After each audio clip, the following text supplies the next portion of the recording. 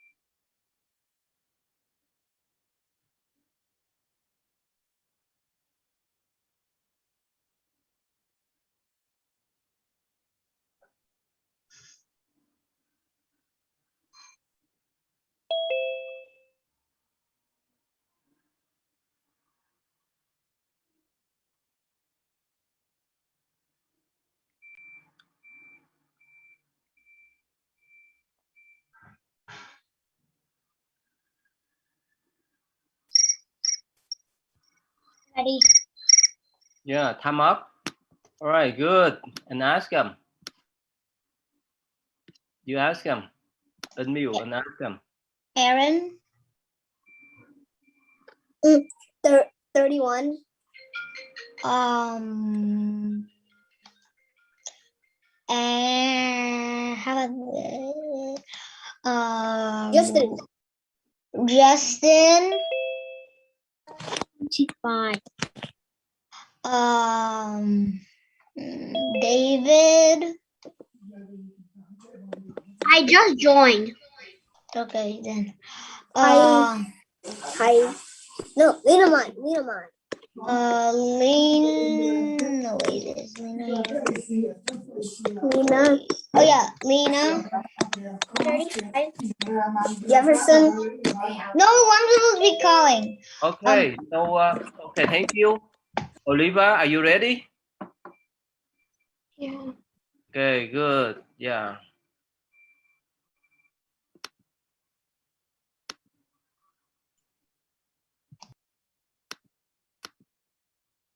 Daughter named Uttara. Sumana desperately wanted Uttara to marry his son. Sumana said, Puna, for many years you worked for me. You became wealthy after you worked for me. Please don't forget how I took care of you. Puna, a devout Buddhist, answered, Sumana, I appreciate all that you did for me in the past, but your family holds incorrect religious beliefs. I cannot put my daughter in your household. Nevertheless, at the beginning of the rainy season, during which monks enter the rains retreats, in response to social pressure, Uttara married Sumana's son. During the rains retreats, monks are required to stay in one place. This provides a good opportunity for lay people to come pay their respects and learn the Dhamma. It is also an opportunity to make merit by observing the 8 precepts. This includes no killing, no stealing, no sexual conduct, no harmful speech, no intoxication, no untimely meals, no adornments, no dancing and singing, and no plush bedding. Uttara told her husband that she usually observed the 8 precepts each Buddhist day of observance, known as Uposatha day. After moving into her husband's house, Uttara faced a few restrictions. She was not allowed to observe the Uposatha days as she had when she lived with her family. In addition, since her husband did not want to give up his right to lie with her, he would not let her take vows of temporary abstinence.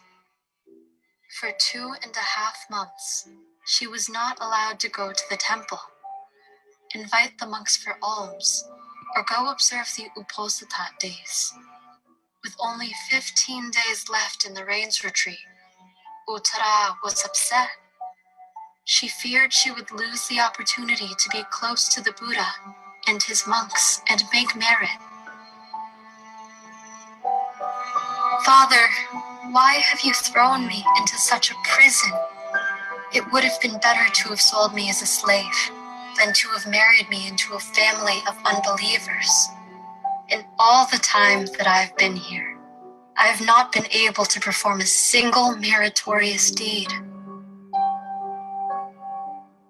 Puna was terribly upset when he read his daughter's letter. Out of compassion for his daughter, he devised a scheme to help her. Puna sent a bag with 15,000 golden coins, along with a letter that read, "My dear daughter, there is a high-class courtesan in our town named Sirima. She charges 1,000 golden coins for a night of pleasure. Take this money and hire her for 15 days to entertain your husband, while you go out and do whatever meritorious deeds you like."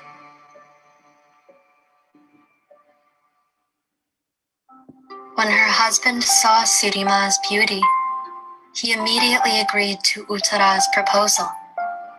All he could think was, "Wow, my wife is going to allow me to spend time with another beautiful woman, and all she wants in return is to go do religious things? How lucky am I?" Uttara was now free to give offerings and listen to the Dhamma as much as she wanted.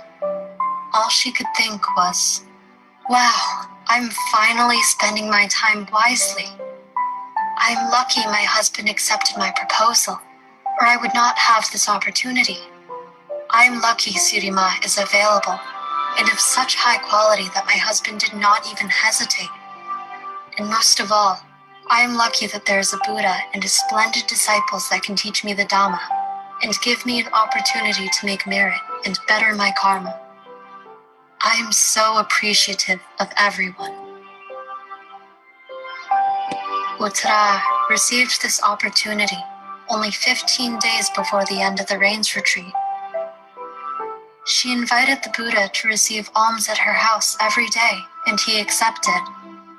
Uttara tried to do as much of the preparation, shopping, cooking, and cleaning herself in order to maximize the merit she would receive. She did not pay any attention to her husband and Sirima. On the next to last day of the rains retreat, Uttara was completely busy with preparations. As her husband walked by and saw her, he thought to himself, "What a foolish girl. She has all this money, but does not know how to use it to have fun. Life is meant for pleasure. She does not know how to enjoy her wealth. She spends all her time fussing with that bald-headed ascetic." And with that, he smiled mockingly and walked away. Uttara saw him and thought, "He is so silly.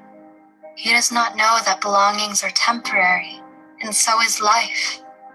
Living just for pleasure will only lead to an unpleasant rebirth. One should make their life filled with merit and good deeds, rather than chasing temporary pleasures." She then smiled compassionately at him.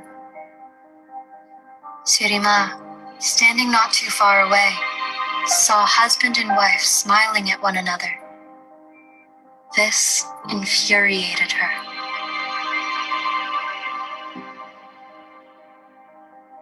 Having spent the last 2 weeks as mistress of the house, Sirima thought. How dare her man and that woman share a private moment together in front of her? After all these nights with me, he still considers her to be so much more important? How dare they share an intimate moment while I'm nearby? I am not second to anyone. Sirima became so jealous and angry that she ran to the kitchen where she grabbed a ladle full of boiling oil. She swiftly approached Uttara with the boiling oil. When Uttara realized what was happening, she thought, "My dear friend is so angry. I owe her so much. Her virtue and value to me is immeasurable. It is because of her and her work that I'm able to do what I was previously unable to do, make merit, and listen to the enlightening teachings of the Buddha." She then made an aspiration of truth. If I have any anger in me, let the oil burn me. But if I hold no anger or resentment toward Sirima, may the oil not burn me. Then she closed her eyes and awaited her fate. When the pleasure worker Sirima dumped the entire ladle on Uttara's head, the oil flowed off harmlessly, as if she was washing her hair with cool water. The maids nearby saw this and shrieked in horror. They quickly ran to their mistress's aid. Sirima, seeing her plan fail, quickly went back for another ladle of oil. At this point, the maids could not take it any longer. They came together to prevent Sirima from attacking their mistress again. They caught up with Sirima and began to strike her with their hands, their feet, and even nearby objects. Seeing this, Uttara tried to stop them, but was unsuccessful. The maids, full of anger, did not heed her. Feeling compassion for Sirima, Uttara saw no other option but to throw herself over Sirima to protect her.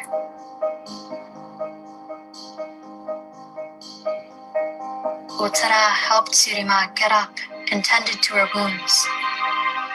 As she came to her senses, Sirima felt a tidal wave of shame. She suddenly remembered who she was, her profession, and her temporary role in this household. She thought, "My jealousy led me to do an unforgivable thing. Not only did Uttara endure my attack without anger, but she also took a huge risk to protect me. May my head split into 7 pieces if I do not beg her for forgiveness." Sirima jumped off the stool and bowed low at the feet of Uttara and begged for forgiveness. Uttara said, "My father is still living. If he forgives you, so will I." Sirima said, "Then I will go to Puna the rich merchant and beg him for forgiveness." Uttara then said, "Puna is the father who brought me into this round of suffering we call life. If the father who brings me out of the round of suffering forgives you, then so will I." "But who is the father who is bringing you out of the rounds of suffering?" asked Sirima. "The Buddha, the fully enlightened one," said Uttara. Sirima then said, "I do not know him. What shall I do?" "He will be here tomorrow, together with his monks. Come over then and bring whatever offering you can. You can then ask for his forgiveness." Sirima gladly agreed and went home. She prepared all sorts of food and brought it to Uttara's house the next day. Still ashamed of her behavior, Sirima did not dare to make any offerings herself. So Uttara compassionately took care of everything. Afterwards, Sirima knelt at the Buddha's feet and begged for forgiveness. What for? He asked. Sirima confessed all her actions and intentions to the Buddha. The Buddha asked Uttara to confirm what happened and what she had thought during the incident. Uttara told him how she only thought thoughts of appreciation during the attack. The Buddha said, "Excellent. This is the true way to overcome anger." And then he said, "Overcome anger by non-anger. Conquer evil by goodness. Conquer the stingy with a gift, and the liar with truth." The Buddha then preached the Dhamma to all present and explained the Four Noble Truths. In the end, Uttara attained further enlightenment as an anagami, a non-returner. Her husband, the non-believer, as well as his skeptical parents, became sotapannas, stream enterers.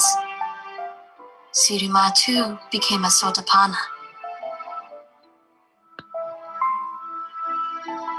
What do you think? Okay, go ahead, Oliva. What do you think? Summarize for them, please.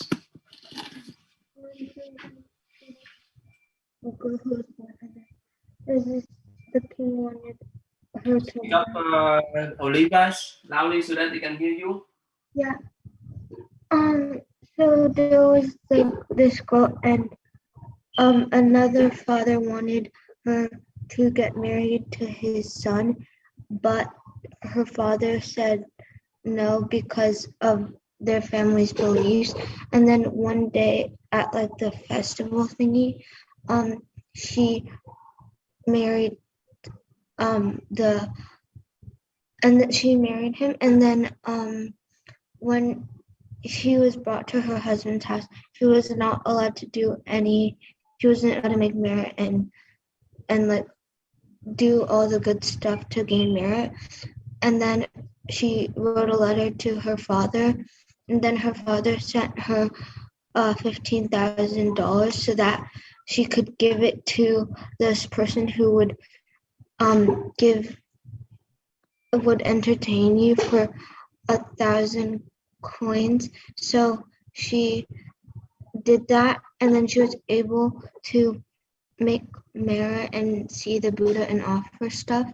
And then one day when she was preparing, when the Buddha was going to come to her house, because the Buddha had been coming to her house every single day, and she was trying to make a lot of merit, she saw that she smiled with her husband, and then the lady was like really mad and jealous, so she got a spoonful of boiling water and came and threw it on her. But she just thought positive thoughts about how she appreciated that she was able to do this because her husband was distracted, and she was not mad at all. So then all the boiling oil just slid off of her, and it didn't harm her. But then when she went for another round of the boiling oil, all the maids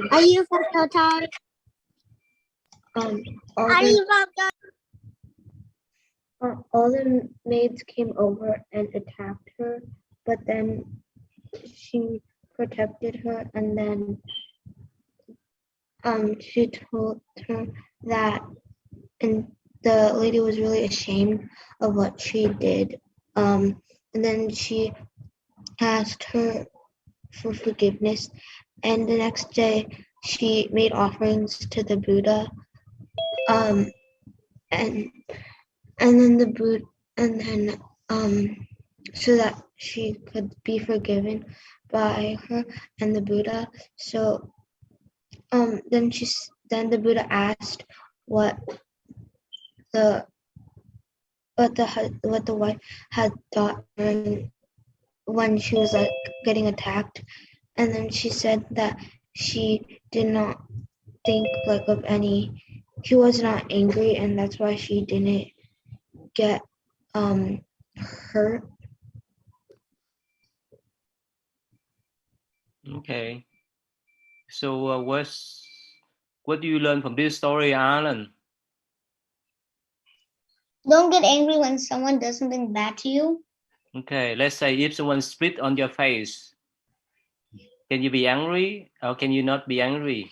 You cannot be angry. If someone spit on your face? Well, maybe you can be angry. You can be angry. But it's not good then. Yeah. Yeah, so how could you handle? Like if someone spit in your face in school, just like tell the teacher.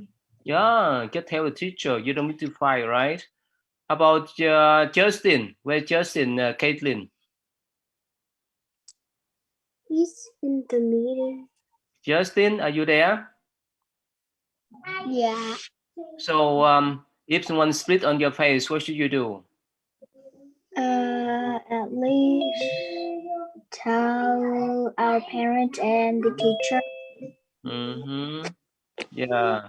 Johnny, Zheng, if someone spit on your face, what should you do? Johnny, Zheng, turn on the cam, mic. Yeah, turn the mic. Ignore it? Yeah, what should you do? Walk away like nothing happened? Walk away, nothing happened. Yeah, that's okay. Like Caitlin from New Jersey, if someone spit on your face, what should you do? Or you show them your kung fu, or what should you do? Caitlin from New Jersey. You have to tell a trusted adult or your guardian, and just like don't talk back to them or like be mean to them. So even you know kung fu, right? You don't need to hit them, right? Just go to talk to your principal, your parents, whoever to solve that, okay? Right? Yes, hi. So David from Kentucky, what should you do if someone spit on your face? David. Tell like adult. Yeah, tell the adult, right? Don't fight, right? With violence, okay? So Lina Mai, what should you do, Lina Mai? Ignore. Ignores, and that's all. What happened if they do again? Just tell a teacher that she could help you solve it. Tell someone that cares about you. Okay, so don't remember the Buddha say that what? Don't return anger with anger, right? Right? So Caitlin Dương, what's mean by don't return anger with anger? What's mean? Caitlin Dương. It means that like when you're angry, try to like release it instead of like getting more angry. Ethan though, can you explain to them don't return anger by anger or with anger? If you return anger by anger, it will only lead to more frustration and, you know, more anger in what's happening in the current situation. And again, what happened if at school someone bully you? How could you do that? How could you handle that then? You know, instead of like fighting back or something, like I guess you could just call a teacher or a faculty member to resort the issue. Yeah, that's all. That's all you need, all right? You don't need to You fight. can call the police. That's okay, but still, the first person Call you the need to SWAT talk. team. Yeah, talk to You your can call parents. the army. Talk to your parents. Talk to your principal and teacher. No, You don't call need the to call police yet. No, you don't need to call police yet. All right. Call the SWAT team. No, call the Navy. No. Too far. Okay. Yeah, thầy giáo pháp, please. Yeah, okay. How are you, everyone? Yeah, good.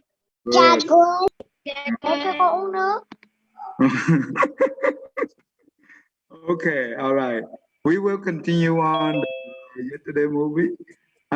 Olivia, you remember what did we watch yesterday? No.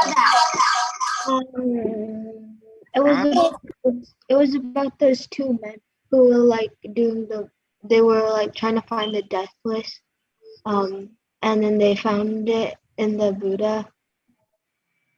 Okay, that's good. Okay, that's good. Okay, we continue on that. Yeah. All right, pay attention. Tiny picture. I cannot live as a disciple. Teacher, please abandon ego. Abandon your pride. What does status mean if we cannot obtain the death bliss? Please do not think like that. Come with us. You can go, both of you, but I will not. I cannot. But teacher, when people hear of the Buddha, they will flock to see him and hear his Dhamma. What will happen to your school then? Come with us. Tell me this, my students. Are there more wise men or foolish men in this world? Master, the foolish are many, the wise are few. And I shall stay here and be the master of the foolish, while the wise can go to your Buddha. If you have made your decision, then be gone.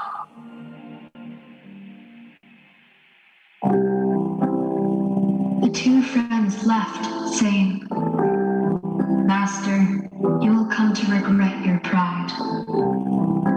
After they left, most of the students followed them, leaving Sanjaya with almost no students. Seeing the state of his school that was once large and growing, but now empty and barren, Sanjaya became so angry and frustrated that he vomited hot blood.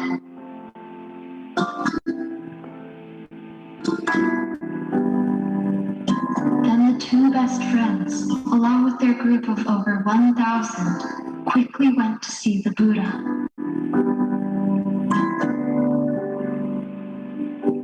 The Buddha knew that the long karmic quest of the two men to become chief disciples was about to come to fruition. They had journeyed for an incalculable period and 100,000 eons in the rounds of rebirth, cultivating merit in order to become worthy of becoming chief disciples of the teaching Buddha. Before the two men could speak a word, the Buddha said, in front of his entire company of enlightened monks, these... Okay, Olivia, we go ahead and summarize. So after the friends told their master to like let go of his ego and then come with them to see the Buddha, the Buddha still refused, and he was like he would be the master of the foolish, and they were wise, so they could go see the Buddha. And then all of the master's students came with them, and the master was so mad that he had no more students, so he started vomiting hot blood. And then all the students and the friends, they went to see the Buddha, and so that like, and then all of them went to see the Buddha after they left the master. Okay, that's good. So what did you learn from this short clip?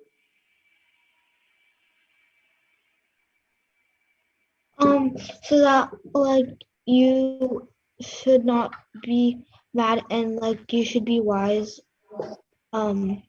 instead of like being foolish. So that means the master, because so he why did he not follow his teacher teach a student to see the Buddha? Because he was going to be the master of the foolish, and because he did not want to be a disciple again. Yeah, that means he's very foolish, right? That Yeah. means You know what is the deathless? The deathless, that means the one who reach the Arahat. They have no more death and rebirth cycle. So they are free from all suffering. And that is very rare opportunity to see the Buddha in the world. But the master cannot be able to get rid of his own ego, right? To see the Buddha. Therefore, he missed the chant and he harmed himself, right? So we don't have time, so that's why I do not ask questions too much. All right, so therefore we need to learn from Sariputta and Malagana to be humble, so we can learn from others, especially learn from the wise one, right? Maybe the master was a devil and he doesn't want to. No, the master is not the devil. Maybe he is Lucifer, the devil. The devil. Lucifer is a devil name. The master very ego, that's why he proud of himself. All right. Okay, go. Who is the speaker of the house? Me, today? Me, Aaron. No, me. No, Aaron. Alan, it's me. No, Aaron. No. Alan. What? Tell them. So when you go to your tutor, like respect your tutor, unmute when they ask you, don't turn off your camera, leave your camera on, and whenever the tutor calls on you, answer her or he. Thank you. All right, go on.